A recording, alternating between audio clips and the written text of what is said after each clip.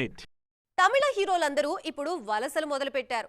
విజయ్, ధనుష్, అజిత్ కి కలిసొచ్చింది. కమల్ ని మళ్లీ ఫుల్ ఫామ్ లోకి తీసుకొచ్చిన విషయాన్ని దృష్టిలో పెట్టుకుని యంగ్స్టర్లు, సీనియర్లన్న తేడా లేకుండా అందరూ వలస బాట పడుతున్నారు. ఇంతకీ కాలీవుడ్ తరలి వెళుతుంది ఎక్కడికి అంటున్నారా?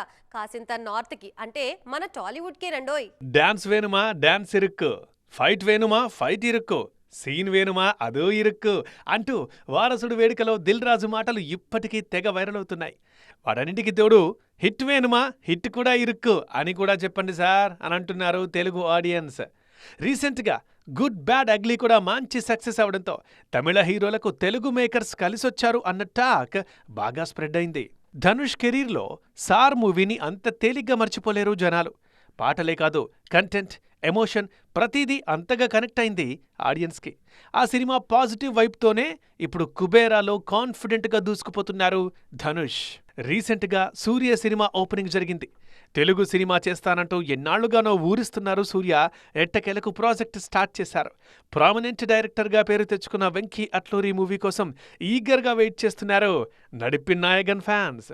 కల్కి సీక్వెల్ కోసం వెయిటింగ్లో ఉన్నారు కమల్ హాసన్. అటు మహేష్ సినిమాలో విక్రమ్ కీ రోల్ చేస్తున్నారన్న న్యూస్ వైరల్ అవుతోంది. ప్రస్తుతం జైలర్ సీక్వెల్ షూటింగ్లో ఉన్నారు సూపర్ స్టార్ రజనీకాంత్. ఈ సినిమా పూర్తి కాగానే వివేకాత్రేయతో సినిమా చేస్తారంటూ కోలీవుడ్లో వార్తలు చక్కర్లు కొడుతున్నాయి. సో వీటన్నింటిని బట్టి తమిళ హీరోలు ఒక స్టెప్ ముందుకేసి టాలీవుడ్లో సక్సెస్ అందుకోవాలని ట్రై చేస్తున్నారన్న విషయం క్లియర్గా అర్థమవుతోంది.